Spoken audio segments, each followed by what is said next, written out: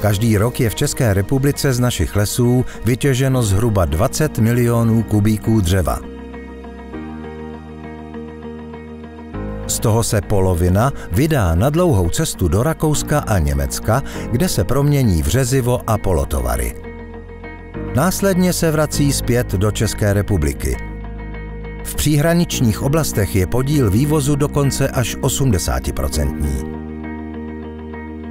Největší ekologický dopad na výrobu dřevostaveb představuje právě tato nekončící migrace dřeva. Firma Pallis se sídlem v blízkosti jednoho z největších lesních komplexů, Manětínských lesů, se rozhodla jít jinou cestou. Dřevo je zde zpracováváno přímo na místě a z této kvalitní dřevní hmoty pak vzniká řezivo pro výrobu dřevostaveb a dalších finálních produktů.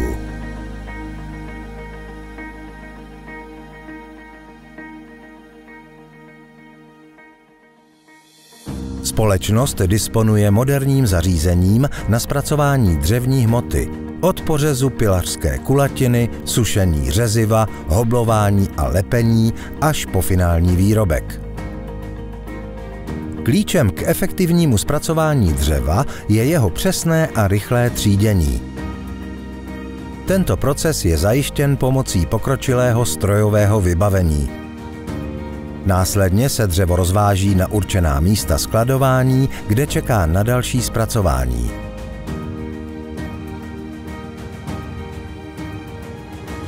S pomocí rámové pily, známé také jako katr, se kulatina zpracuje na prizmu.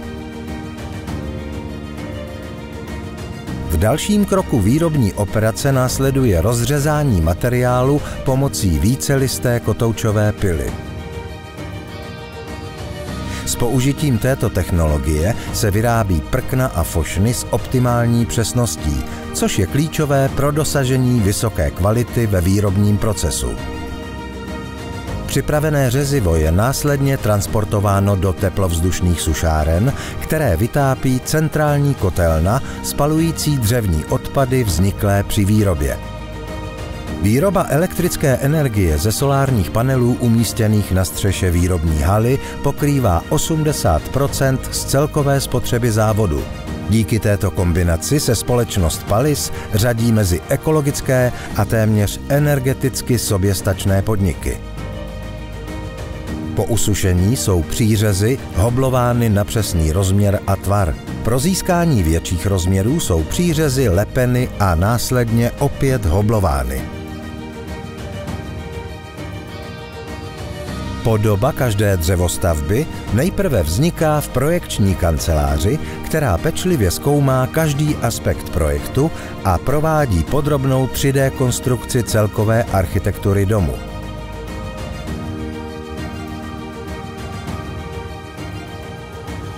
Tímto důkladným přístupem se zajistí, že je každý detail pečlivě promyšlen a optimalizován.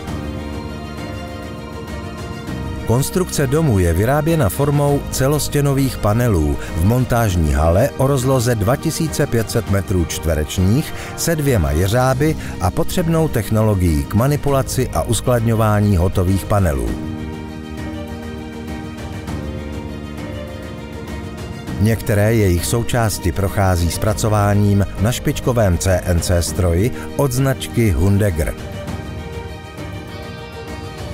Tato moderní technologie umožňuje dosáhnout maximální přesnosti v každém kroku výrobního procesu. Díky tomu je možné garantovat vysokou úroveň přesnosti a spolehlivosti v každém výrobku.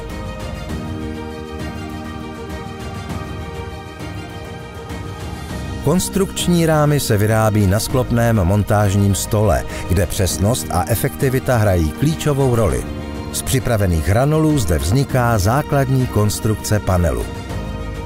Do panelových příček je vložena tepelná i protihluková izolace a do obvodových panelů je aplikovaná tepelná celulózová izolace.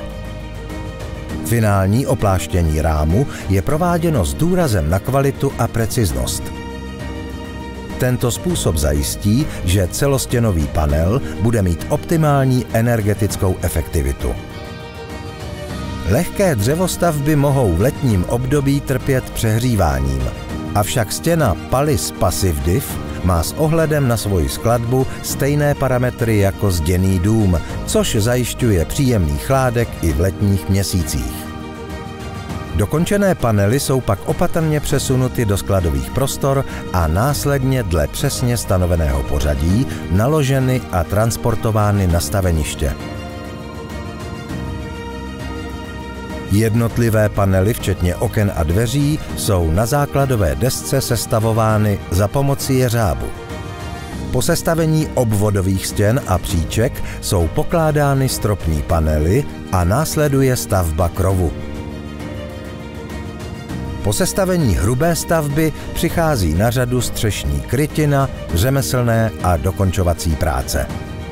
Sestavení hrubé stavby trvá podle velikosti domu 2 až 3 dny.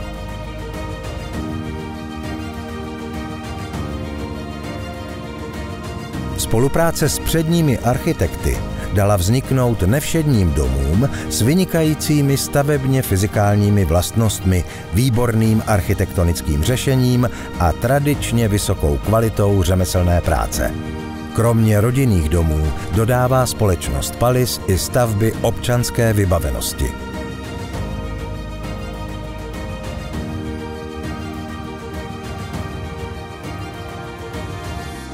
Splňte si svůj sen o bydlení i vy.